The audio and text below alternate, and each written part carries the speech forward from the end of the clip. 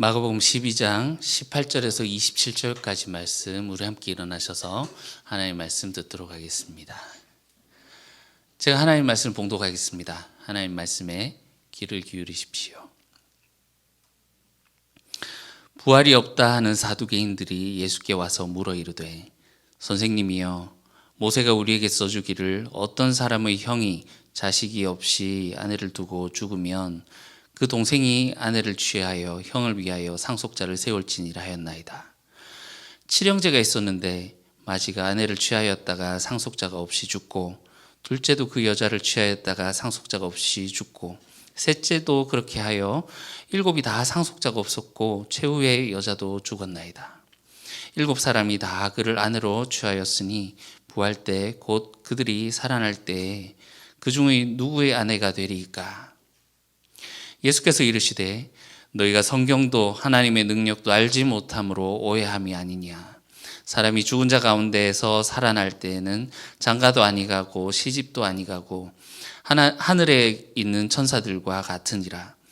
죽은 자가 살아난다는 것을 말할진대 너희가 모세의 책 중 가시나무 떨기에 관한 글에 하나님께서 모세에게 이르시되 나는 아브라함의 하나님이요 이삭의 하나님이요 야곱의 하나님이로라 하신 말씀 읽어보지 못하였느냐. 하나님은 죽은 자의 하나님이 아니요 산 자의 하나님이시라. 너희가 크게 오해하였도다 하시니라. 아멘. 이것은 하나님 말씀입니다. 하나님께서 오늘 우리에게 이 말씀을 통해서 은혜 베풀어 주시기를 원합니다.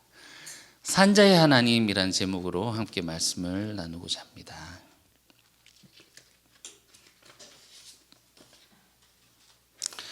이제 부활 논쟁에 들어오게 되었습니다. 여러분, 오늘 본문이 이 세 번째 날 예수님이 입성하신 지 세 번째 날 이루어지고 있다라는 그것을 인지하고 계시죠. 첫째 날 예수님이 예루살렘 성전에 들어갔다가 그냥 나와버리셨고, 둘째 날은 들어가서 다 뒤집었고 소란을 일으키셨고, 거기 이제 상징 행위를 하고 나오셨죠. 세 번째 날 이제 들어가셔서 논쟁을 5개를 하시는데 그 중에 세 번째 논쟁입니다. 그 5개 중에 세 번째 가운데에 있는 한가운데 있는 가장 중요한 논쟁이라고 할 수 있겠습니다. 지난주에 바리새인들과 헤롯 당들과 그 세금 논쟁을 하실 때 예수님이 그들이 외식하였음을 그리고 그들이 예수님을 시험하려고 하였음을 지적하셨죠. 그런데 오늘에는 그런 이야기는 나오지 않습니다. 예수님이 그런 지적은 하시는 대신에 이 사두개인들이 그들이 가지고 있는 신학에 대해서 정면으로 부딪혀서 그들이 신학을 깨어 부수시는 그런 장면이 나옵니다. 마치 이 도장 깨기 하는 것처럼 예수님이 딱 가니까 고수가 딱 나오고 고수가 지니까 다른 고수가 나오고 막 이런 것처럼 처음에 이제 대제사장 서기관들 장로들이 나왔는데 물러가고 또 바리새인 헤롯 당들을 보냈는데 또 이들이 깨갱하고 물러가니까 이제 사두개인이 나온 거죠. 마치 태그 매치를 보는 것 같은 그런 느낌이 있습니다. 바리새인, 사두개인 하니까 여러분 확 와닿지는 않으시죠? 그 1세기에 유대교에 여러 분파가 있었습니다. 이제 나오는 바리새파, 사두개파, 그리고 뭐 에세네파, 열심당 등등등 굉장히 이제 많은 분파가 있었는데 그 중에 이제 사두개인들이 오늘 나왔기 때문에 이들에 대한 이해가 조금 있어야 하겠습니다. 솔로몬 시대에 대제사장이었던 그 다윗 말기부터 솔로몬 시대 대제사장이었던 사독 대제사장이 있었거든요. 사독의 후손이다라는 의미로 알려져 있습니다. 사두개인. 그런데 이 하스몬 왕조 때 뭐 이것도 돈 주고 사고 팔고 하는 지위처럼 그렇게 돼서 정통성은 없다고 보입니다. 어쨌든 이 사두개인을 한마디로 정의를 하자면 성전을 중심으로 한 대제사장직과 결부된 지배층을 말합니다. 그러니까 지금 전 대제사장인 안나스나 현 대제사장인 가야바도 이 사두개인들인 거죠. 그러니까 이 대제사장직과 결부된 그 지배층, 그러니까 사회적으로, 종교적으로, 뭐 경제적으로, 뭐 우리 소위 상위 1%라고 하는 그런 사람들이 있잖아요. 그러니까 굉장히 부유하고 강한 권력과 뭐 명예나 이런 것들을 가지고 있는 사람들이었습니다. 이 사두개인들의 특징을 조금 말씀드리면 사후 세계를 믿지 않았습니다. 그러니까 이렇게 죽으면 끝이라고 생각을 했고, 그리고 이 당시에 아직 그 유대교의 정경이 완성이 되지 않았던 시기라서 그 뭐 이것이 성경으로 들어야 되느냐 말아야 되느냐 뭐 이런 논란이 뭐 있는 그런 중이었겠죠. 그런데 이 사두개인들은 그 중에 토라 5경만 하나님 말씀으로 그렇게 받아들였습니다. 다른 것은 하나님 말씀으로 받아들이지 않았습니다. 사도행전 23장 7절에서 8절 보면 이들에 대한 특징이 좀 나오는데요. 자, 그 말을 한즉 이 바울이 이 부활에 대한 이야기를 하면서 나도 바리새인이다 하면서 이야기를 하거든요. 그러니까 바리새인과 사두개인 사이에 다툼이 생겨 무리가 나누어지니 이는 자 사두개인의 특징이 나오죠. 부활도 없고 당연하겠죠. 사후 세계에 대해서 인정을 하지 않으니 부활도 없고 천사도 없고 영도 없다 하고 바리새인은 다 있다 하더라. 이 실제로 성전을 중심으로 한 이 사두개인들이 이 성전 제의 이것을 이제 꽉 잡고 있잖아요. 대제사장직을 중심으로 하니까 이들이 이제 이것을 중심으로 하고 있으니 이들의 반발에서 나온 것이 바리새인입니다. 그러니까 바리새인들과 사두개인은 앙숙일 수밖에 없죠. 바리새인들은 저 기득권층들이 어떻게 그것이 자기네 것이라고만 하느냐. 이 성전에서 일어나는 제의를 우리 일상의 생활로 가져오자 하면서 그러니까 그것을 일상으로 가져오려고 하다 보니까 식사하는 이 자리도 여러 가지 이제 율법들이 들어가게 되고 정결례나 이런 것들이 생활 속에서 굉장히 중요하게 되었던, 그래서 그것이 올무가 되기도 했던 그런 일이 있었죠. 그래서 바리새파와 사두개파는 굉장히 성질 자체가 다르다라는 것입니다.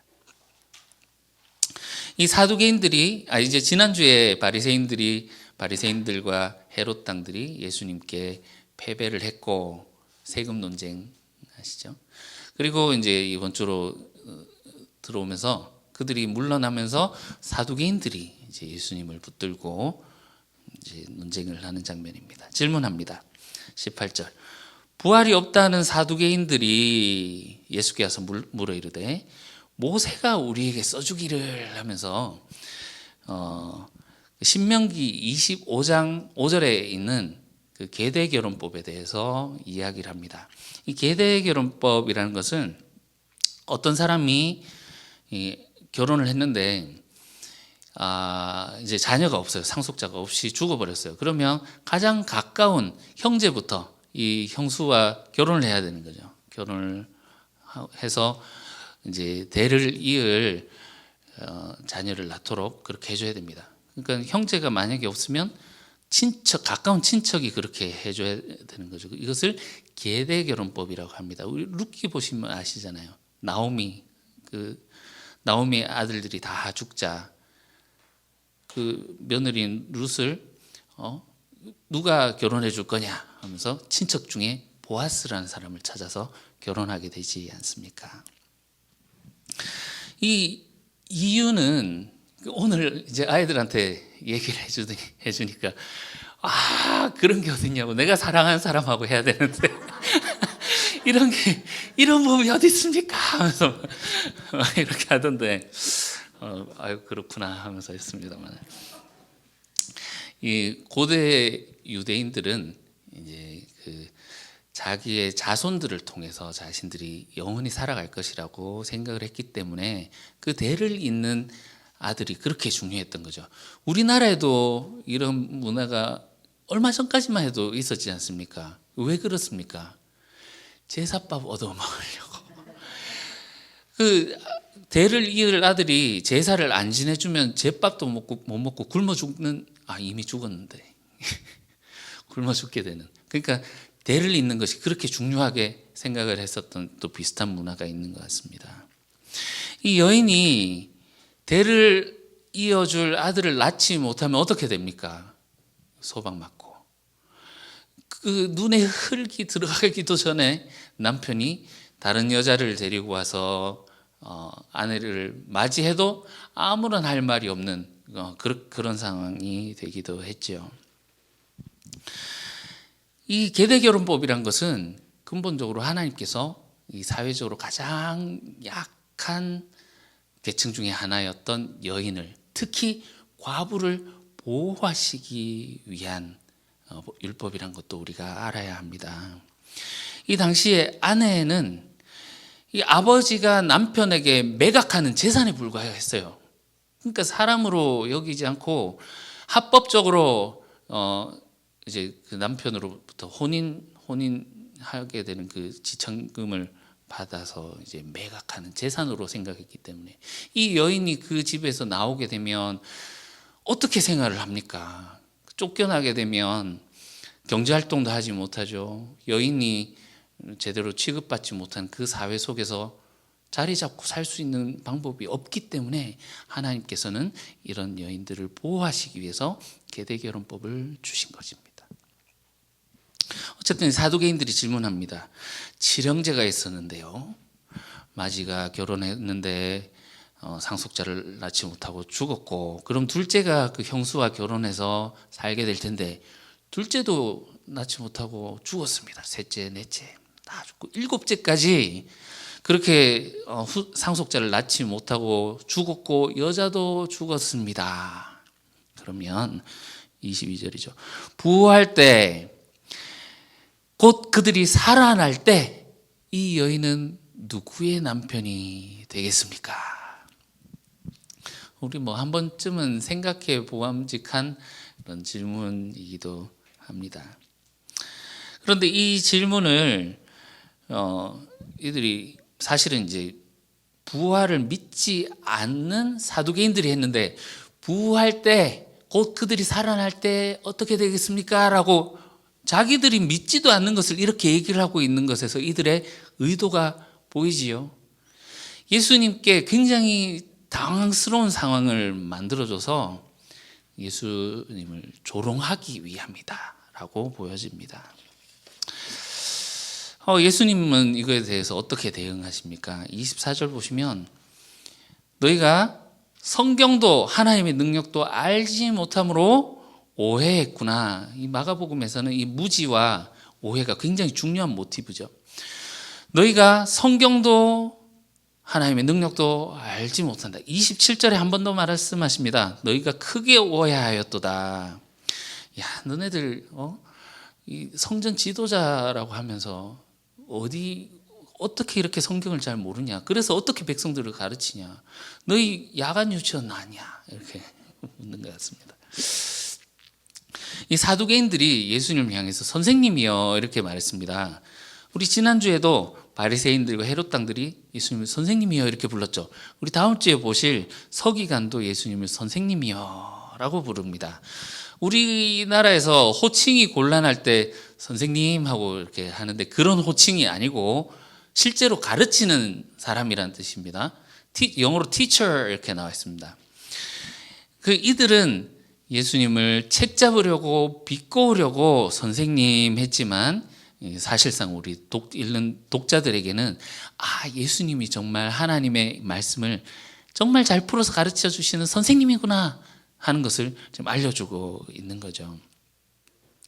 예수님이 그들이 성경도 하나님의 말씀, 하나님의 능력도 알지 못한다라고 비난하시고 나서 이 부활하고 나서의 모습이 어떻게 되는지를 알려주십니다. 몸의 부활은 하늘에 있는 천사들과 같은 새로운 존재로 바뀌는 것이다.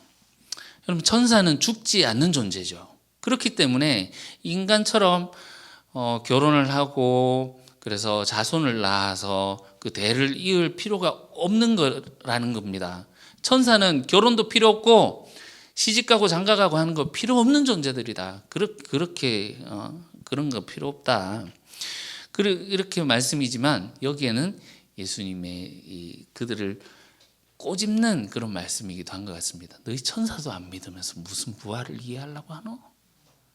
그죠? 이런 뉘앙스도 있는 것 같고, 예수님은 이어서 이 부활에 대해서 얘기를 하시는데, 모세가 하나님을 처음 대면했던 성경 구절을 말씀하십니다. 26절. 죽은 자가 살아난다는 것을 말할진대 너희가 모세의 책 중 가시나무 떨기에 관한 글에 하나님께서 모세에게 이르시되, 잠시만 멈추고 저를 봐주시면 좋겠습니다. 예수님이 정말 훌륭한 선생님, 훌륭한 성경 선생님이신 것이, 지금 이 사두개인들은 토라만 성경으로 인정을 하고 있는 상황이잖아요. 다른 데 보면 그 에스겔이나 다니엘이나 이사야나 이렇게 보면 부활 사상이 있는 책들이 있거든요. 이것을 가지고 말씀하실 수도 있었을 텐데, 이것들이 아닌 토라를 통해서 그들에게 말씀을 하십니다. 출애굽기 3장 6절 말씀을 가지고 오시는데요. 그리고 이 말씀을 통해서 지금 이 사두개인들이 누구의 권위 위에 서 있는지를 명확하게 보여주십니다. 이들은 지금 누구의 권위 위에 서 있습니까? 모세의 권위에 서 있거든요. 19절 보시면 모세가 우리에게 써주기를 하면서 말합니다. 모세의 말에 근거를 두고 있지요. 그렇지만 예수님은 누구에게 권위를 두고 계십니까? 모세에게 말씀하신 하나님께. 그렇죠? 하나님께서 모세에게 이르시되 하면서 모세에게 말씀하고 계시는 하나님께 권위를 두고 계시더라는 겁니다. 모세의 말과 하나님의 말씀, 누구의 말씀이 더 큽니까? 당연하지요. 이들은 모세의 말에 권위를 두고 있지만 예수님은 그 모세에게 말씀하신 하나님께로까지 거슬러 올라가서 더 큰 권위에서 이 말씀을 해석하십니다. 이렇게 말씀하신 거죠. 너희는 모세에게 종속되어 있지만 나는 모세에게 말씀하신 하나님으로부터 이것을 해석한다. 서기관들과 차원이 다른 그런 성경 해석을, 가르침을 주고 계시는 것이죠.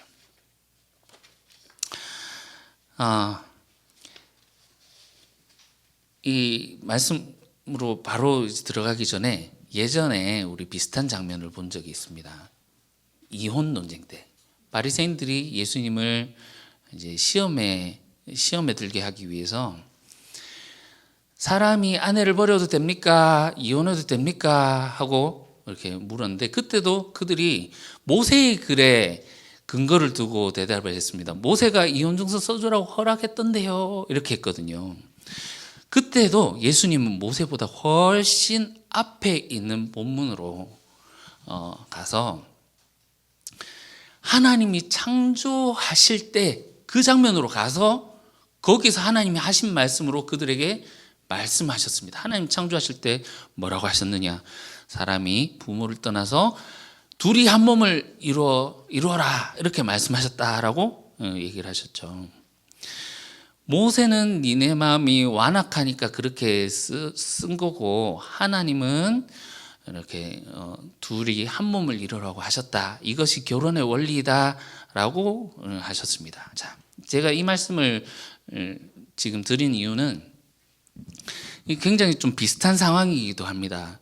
모세의 글에 모세에게 근거를 두고 있는 그들, 그러나 그것보다 훨씬 앞으로 가서 하나님께 근거를 두고 이제 하시는 이 말씀 두 가지가 비슷하기도 하지만, 첫 번째 이 이혼 논쟁에서는 예수님이 어디로 끌고 가시냐면 창세로 이 세상이 시작되는 그 지점으로 끌고 가서 하나님 말씀으로 말씀하셨다면, 오늘 본문은 어디냐면 부활 때, 세상이 끝이 날 때, 여기에 대해서, 그 세상의 종말에 대해서 다루고 계신단 말입니다. 즉 예수님은 세상의 시작과 세상의 끝, 모든 시간 가운데, 모든 역사 가운데 일하고 계시는 그 하나님에 대해서 말씀하고 계신다라는 것입니다. 자, 예수님의 답변으로 돌아가 보겠습니다. 26절. 하나님이 모세에게 이르시되 했습니다. 나는 아브라함의 하나님, 이삭의 하나님, 야곱의 하나님이다 하신 말씀을 읽어보지 못하였느냐. 유치원 어디 나왔노? 성경을 가르친다면서 이것도 모르냐 하는 그런 말씀이겠습니다. 예수님의 이 말씀은 하나님이 애굽에 사로잡혀 있는 이스라엘 백성을 그 파라오의 손아귀에서 구원하시기 위해서, 구원하시려고 할 때 모세 앞에 나타나서 하신 선언입니다. 우리는 보통 이 말씀을 읽을 때 어떻게 해석합니까? 아브라함의 하나님, 야곱의 하나님, 이삭의 하나님, 야곱의 하나님 하면 아브라함과 언약하셨던 그 하나님께서 그의 자손들을 통해서 신실함을 지키고 계시다. 그들과 늘 함께 하시고 그들의 삶을 간섭하시고 그들을 인도하시면서 하나님이 아브라함과 맺으셨던 그 언약을 신실히 지키고 수행하고 계시는 그 신실하신 하나님을 읽으려고 할 것입니다. 구원하신 하나님. 그런데 예수님 여기서 놀라운 해석을 하십니다. 하나님은 죽은 자의 하나님이 아니라 산 자의 하나님이시다. 여러분, 아브라함, 이삭, 야곱은 어디 있습니까? 죽었죠. 사두개인들의 논리로 하자면 이들은 죽어서 지금 소멸된 상태입니다. 어디에도 없습니다. 그럼 예수님 말씀 이런 거죠. 그러면 하나님은 죽은 자의 하나님이냐? 아니라는 거죠. 산 자의 하나님이시다. 그러면 아브라함, 이삭, 야곱은 지금 어디에 있습니까? 아브라함, 이삭, 야곱이 부활해서 지금 살아있다라는 것인지 아니면 그들이 나중에 정말 부활에 참여할 것인지는 명확하게 말씀하신 것이 명확하게는 모르겠지만 어쨌든 그들은 살아있다라는 겁니다. 생명이신 하나님과 연합해서 하나님 안에서 지금 살아있다라는 것을 예수님 말씀하신 것이죠. 이해 가시죠? 예. 아브라함의 하나님, 이삭의 하나님, 야곱의 하나님이다라는 이 하나님의 이 선포는 내가 그들과 언약을 맺었던 언약을 지금 지킨다. 나는 신실하신 하나님이다. 라는 말. 나는 구원의 하나님이다. 라는 말을 보여주시는 말씀이죠. 그분은 자기를 따르는 자들을 살릴 수 있는 능력을 가지신 분이시라는 겁니다. 여러분, 우리가 믿는 하나님은 살아계신 하나님입니다. 동시에 산자의 하나님이시기도 합니다. 하나님은 자기를 따르는 자를 끝까지 책임지시는 분이십니다. 그들을 살려서 하나님의 생명에 동참하게 하실 수 있는 능력이 있으신 분이라는 말입니다. 그런 의미에서 예수님이 지금 이 말씀은 단순히 부활이 있다 없다 하는 그런 논쟁만을 하는 것이 아니라 예수님의 신앙 고백이라고도 할 수 있겠습니다. 이 사두개인들도 앞에서 예수님이 하셨던 그 비유를 들었을 것입니다. 포도원 주인이 포도원 소출을 그 품꾼들에게 요구를 하는데, 그래서 이제 종들을 보냈더니 하나하나 보낸 것들을 때리고 죽이고 결국은 아들까지 보냈더라. 이 비유를 들었을 것입니다. 소름 돋는 것이요. 이 사두개인의 입장으로 본다면 그 아들을 죽이는 것이 이해가 됩니다. 왜냐하면 그 아들이 죽으면 소멸돼서 끝나기 때문에, 상속자가 없어지는 것이기 때문에 그 소유가 누구의 내 것이 될 수 있겠다라는 그런 논리가 성립이 되는 것이죠. 그런데 그 비유는 죽음으로 끝나는 것이 아니지 않습니까? 예수님 말씀하시죠. 이것이 죽음으로 끝난 것이 아니라 시편 118편 22절 23절에 건축자의 버린 돌이 모퉁이 머릿돌이 될 것인데 이것은 주로 말미암아 된 것이다 한 것을 보지 못했느냐. 그들이 죽여버린 이 아들을 하나님이 부활하게 하실 것이다 말씀하셨죠. 근데 아마 사두개인들이 나와서 부활이라는 이 테마를 가지고 예수님께 이야기를 한 것이 그 틀렸다. 부활이 어딨노? 부활이 없는데 그 뒤에 이어지는 이 말은 맞지 않다. 그런 말로 우리를 협박하지 마라 하고 아마 이렇게 따지려고 왔는지도 모르겠습니다.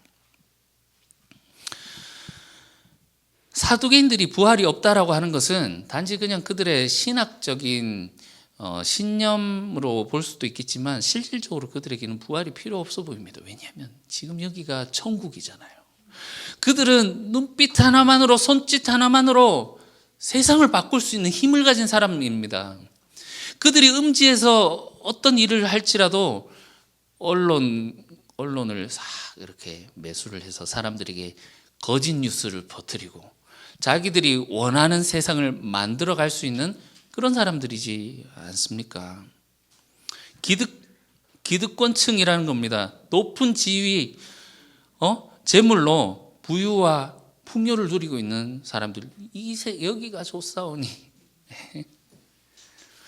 그러나 여러분, 부활이 있다라는 것은 어떤 의미가 있습니까? 하나님은 정의로운 분이라는 겁니다. 사람들이 이 땅에서 살았던 그 행태에 따라서 하나님이 반드시 그것을 나중에 판단하신다라는 겁니다. 거기 하나님의 정의가 드러나는 거죠. 사탄의 질서를 따라 살았던 사람들은 심판을 받게 될 것이고, 하나님의 뜻을 행하기 위해서 손해보고 비참해지고 고난받고 박해받던 사람들은 하나님이 그들을 신원해 주실 것입니다. 그 신원이 바로 부활이지 않습니까?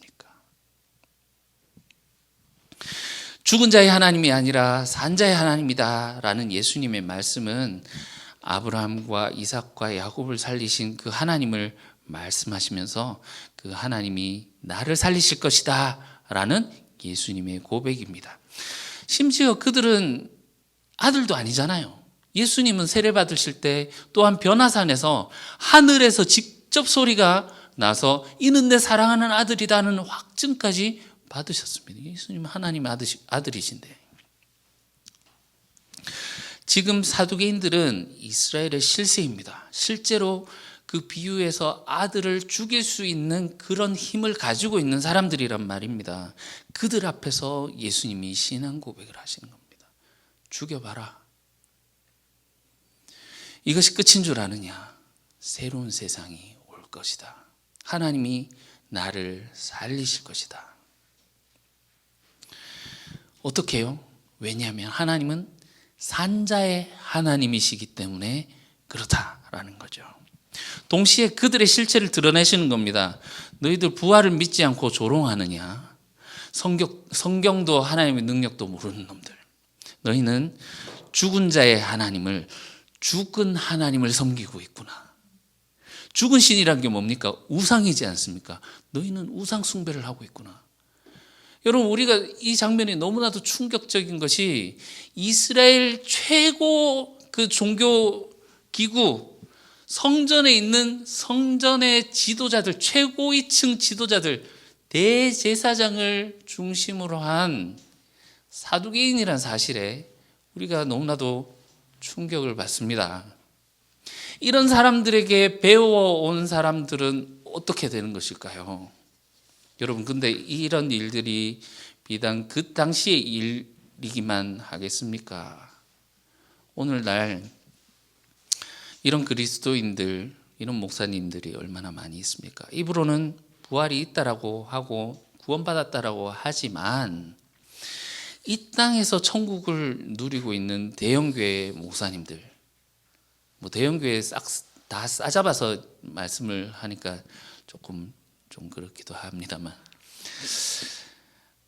우리 교단의 장자교회라고 할 수 있는 MS교회, 거기 어떻게 가르칩니까? 예수님 가르침은 조금 어겨도 괜찮다, 회개하면 된다. 근데 교회 질서를 어기는 것은 성령을 회방하는 것이기 때문에 그렇게 하면 용서받지 못합니다.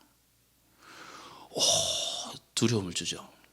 그렇게 하면서 아들을 상속자로 쏙 이제 지어놓고 억대 연봉을 받으면서 부족했는지 그 비자금을 신도들 통해서 다른 나라로 샥 옮기고 부동산 다 사가지고 부동산 투기하고 이 땅에서 천국을 얼마나 누리고 계십니까? 교회 질서를 어기면 안 된다고 하면서 거기서 절대 권력을 누리면서 살아가는 이 모습, 나중에 하나님 안 볼 것처럼, 나중에 하나님을 만나지 않을 것처럼 그렇게 살아가고 있지 않습니까? 여러분, 목사들 뿐입니까? 경건의 모양은 하고 있지만, 주여! 경건의 모양은 하고 있지만, 이 세상에서 천국을 누리기 위해서 살아가는 그리스도인 장로님들, 집사님들, 안수 집사님들 얼마나 많이 있습니까? 여러분, 이런 말 있죠. 이 사람은 법 없이도 살 사람이야. 보통 좋은 뜻으로 이야기를 하죠. 근데 진짜 법 없이 살아가잖아요. 법꾸라지들. 법은 지키라고 있는 게 아니라 나를 이제 변호하기 위해서 있는 것이다. 이렇게 얼마나 잘 빠져나가는지 법꾸라지라는 별명. 나중에 정말 그 하나님을 만나지 않을 것처럼 정말 하나님 없이 살아가는 사두개적 그런 삶을 살아가는 그리스도인들이 얼마나 많습니까? 여러분, 이것은 비단 그들만을 향한 경고가 아닐 것입니다. 여러분은 하나님을 만날 준비가 되어 있으십니까? 정말 하나님께서 오늘 저녁에 우리를 부르신다면, 그 심판대 앞에 모든 것을 판단하신 그 하나님 앞에 선다면 우리는 무엇을 위해 살았는지 주님께 고하시겠습니까? 예수님의 이 말씀은 창조부터 종말까지 모두를 아우르는, 모든 시간을 아우르는 말씀입니다. 창세 이래로 아직 종말을 맞지 아니한 그 가운데 살아가는, 중간기를 살아가는 사람들에게 본을 보여주고 계신 것이라 생각됩니다. 어떤 믿음을 가지고 살아야 되는가? 하나님에 대한 어떤 지식과 하나님에 대한 어떤 믿음을 가지고 살아야 하는가를 보여주시는 것 같습니다. 여러분, 이 말씀을 읽는 마가 공동체의 자리에서는 이 말씀이 어떻게 읽혔을까요? 우리는 이 마가복음을 지금까지 읽어오면서 마가 공동체의 상황이 굉장히 이제 많이 반영되어 있다는 것을 보았습니다. 특히 논쟁들이 또 그렇죠. 우리 지난주 보셨다시피 세금 논쟁을 보셨는데, 세금 논쟁이란 것이 나중에 마가 공동체 시대에 실질적으로 이것이 유대 로마 항쟁이, 그 전쟁이 일어나게 되는 트리거가 되었고, 그리고 그것으로 인해서 성전이 돌 위에 돌 하나 남지 않도록 로마군이 와서 짓밟고 불태워버렸던 그런 일들. 그래서 베드로가 말하지 않습니까? 주여, 무화과 나무가 뿌리채 말랐나이다 하는 것이 그것을 이제 반영하는 것이다 라고 말씀드렸죠. 부활이 없다 하는 것도 마찬가지입니다. 하나님이 신원하신다라고 하는 것에 대한 불신이 왜 없었겠습니까? 지금 오늘 본문에서 어떤 상황입니까? 아들이 마지도 죽고 둘째, 셋째 하나씩 죽어가는 상황. 그리고 마지막에 여자까지 죽었습니다. 앞집 김영감도 예수님 고백하다가 붙잡혀 가서 죽고, 옆집 박씨 둘째 아들도 붙잡혀 가서 죽고, 뒷집에 보니까 야반도주했고, 배교하고 나는 예수를 모른다 하고 배교한 사람들도 나오기도 하고, 주변에 우리 교회에서 보고 있었던 공동체에서 한 명 한 명씩 잡혀가서 죽고 있는 상황이지 않습니까? 이런 죽음이 지속되는 상황에서 부활이 정말 있는가? 회의가 들기도 했을 것입니다. 정말 내가 조금만 타협하면 내가 지금 여기서도 살 수 있고 하나님도 믿고 할 수 있지 않을까? 정말 내가 죽으면 정말 하나님이 나를 부활하게 해주실 것인가? 죽은 자의 부활이 정말 있는 것인가? 아니면 개죽음을 당하는 것인가? 부활이 없다고 가르치는 이 사두개인의 가르침을 듣고 살았던 사람들입니다. 우리 옛날에 그 대제사장님 그 가르쳐 주신 말씀이 부활이 없다 했는데 부활이 없는 건 아닐까? 그들에게 동화되어 가고 있는 이런 상황이 반영되어 있다고 보여지죠. 실제로 이 마가복음은 16장 8절에서 끝이 납니다. 오리지널, 그러니까 원본은 16장 8절에서 끝이 나고 뒤에는 이제 그 후대에 이제 붙여진 장면이라고 봅니다. 왜냐하면 거기는 예수님이 분명 부활하시긴 하셨는데 부활하신 모습을 보여주지 않거든요. 다른 복음서처럼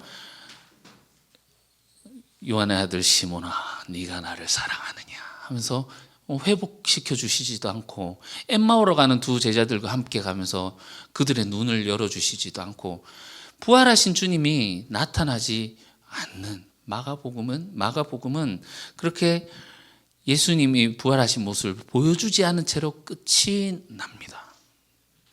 박해와 이 고난의 긴 터널 속에서 정말 믿음 하나만 가지고 가야 되는 그들의 상황인 것입니다.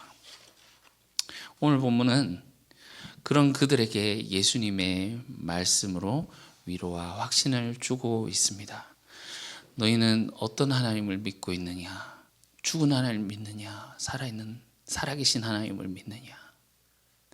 너희가 만약 살아계신 하나님을 믿는다면 그분은 죽은 자의 하나님이 아니라 산 자의 하나님이시다.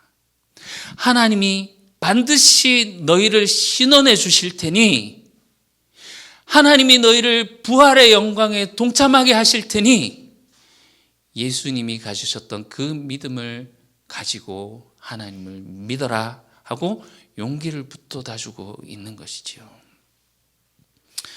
여러분, 오늘날 우리에게 믿음이란, 부활이란 어떤 의미가 있습니까? 우리는 어떤 하나님을 믿고 있습니까?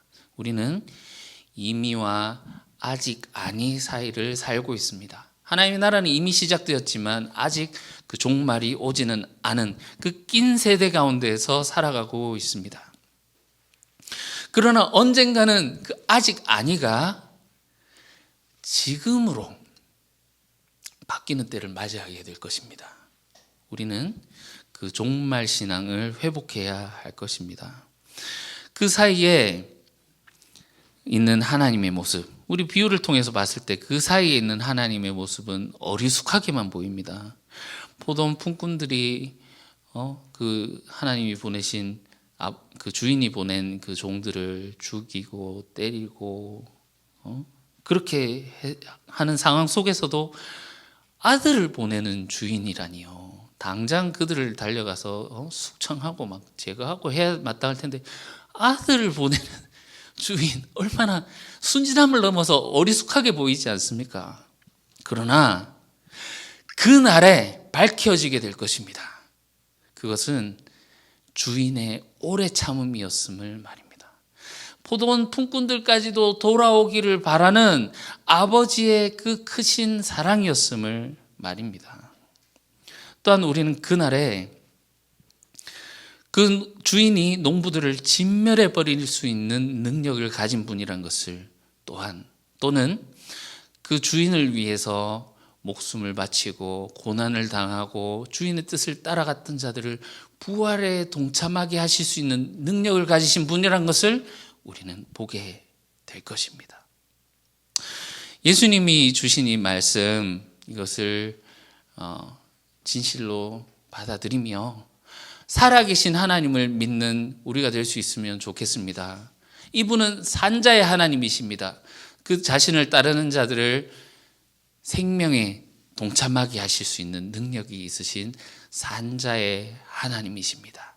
이 하나님을 바라보시며 주님이 우리에게 뜻하신 바대로 세상과 타협하지 않고 주님의 뜻대로 살아가는 저와 여러분들이 되시기를 주님의 이름으로 축원합니다. 기도하겠습니다. 우리는 주님의 신실하심 때문에 눈을 뜹니다. 오늘 새 하루를 맞이한 것이 주님께서 우리를 지켜주심이었음을 고백합니다. 그러나 오늘 말씀 속에서 주님 없이 살고자 했던 또한 우리의 모습들을 발견합니다. 아브라함과 이삭과 야곱의 하나님, 산자의 하나님이심을 우리에게 보이시니 살아계신 주님 안에서 그 살아계신 주님과 동행하는 저희가 되게 도와주시옵소서. 예수님 이름으로 기도합니다. 아멘.